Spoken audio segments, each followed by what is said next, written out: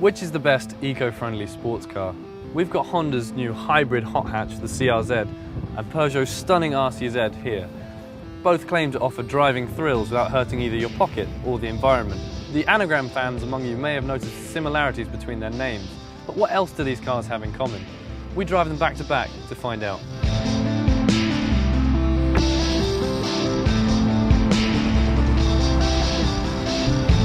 The CRZ is the first hybrid ever to come fitted with a 6-speed manual gearbox, and it's a good indicator of its sporting intent. The dash is laden with technology, and there's 3 different driving modes to choose from: Sport, Normal and Economy. In Sport mode, the steering and the throttle response are both sharpened up, and the 1.5 litre petrol engine gets extra assistance from the battery, which makes it torquier lower down the rev range.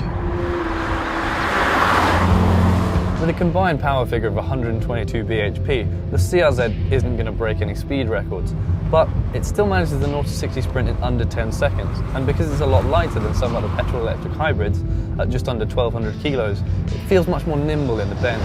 This is definitely one fun hybrid.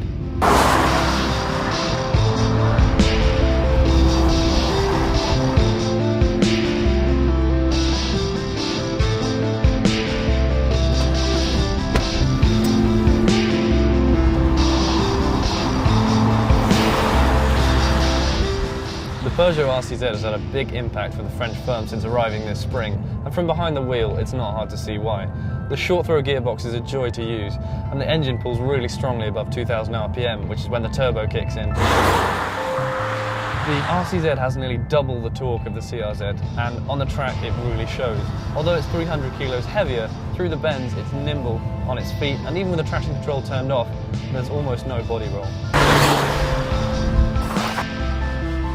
Now, before we set out today, we reset the trip computers of each of our cars, and we've driven them through a mixture of conditions as well as some hot laps of our test track. So let's see how they stack up. In the Peugeot, I can see we've done 130 miles, and it's average 41.4 mpg, which isn't bad, but let's see how the Honda fared. Now in the Honda, I can see that we've driven a little bit further, 131 miles, but the MPG isn't anywhere near as good, only 39.5, which for a hybrid car with an electric engine and a start-stop system isn't what you might expect, especially considering the Peugeot is just a regular diesel engine. On the outside, both of these coupes show off with some eye-catching design features. The Honda's sharp and futuristic lines are recognisably Japanese, and a number of fin-like shapes on the body give it a low-slung, aggressive stance. The Peugeot takes a very different design approach. Its soft, flowing curves and double-bubble glass roof are all a stark contrast to the CRZ's more purposeful shape. The Rcz's leather-lined interior features details that wouldn't look out of place in a luxury saloon, like a big analogue clock in the middle of the dash and heated sports seats. And importantly, the build quality is much better than you might expect from French cars of old. In the CRZ, there's a much more futuristic feel, with an array of digital dials and readouts.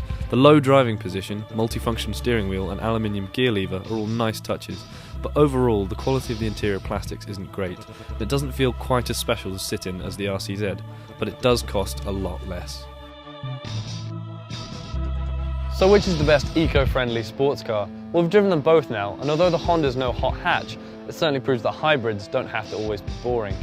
With the Peugeot, its striking looks and premium interior really set it apart, although it has the price tag to match. It's nearly £6,000 more expensive than the Honda. With the Honda, you'll pay less road tax, and it is exempt from the congestion charge in major cities. Although, as our MPG figures showed, driving a hybrid won't always save the environment or your money.